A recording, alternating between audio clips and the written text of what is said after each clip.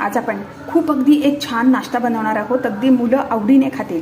त्याच्यासाठी मी 2 बटाटे मोठे हे असे सोलून घेतले आहेत, किसून घेतलेत आणि स्वच्छ पाण्याने 2 वेळा मी धुवून घेतले आहेत।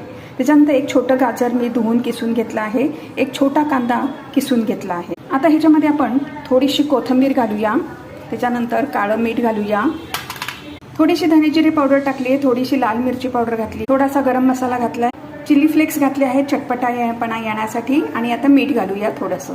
2 टेबलस्पून कॉर्नफ्लॉवर घातला आहे, जर आपल्याकडे कॉर्नफ्लॉवर नसेल तर आपण 2 टेबलस्पून मैदा घातला तरी चालेल। आता हे सगळं मिक्स करूया। पॅन गरम करायला ठेवला आहे, थोडंसं तेल लावलं आहे, याचे 2 भाग केले आहेत। एक भाग घेतला आहे, हा थोडा स्प्रेड करायचा आहे। हे चांगलं आता स्प्रेड करून घेतलेलं आहे, बाजूनी तेल घातलंय, 2 मिनिटं झाकण ठेवूया। उलट केलं आहे, परत 2 मिनिटं झाकण ठेवूया।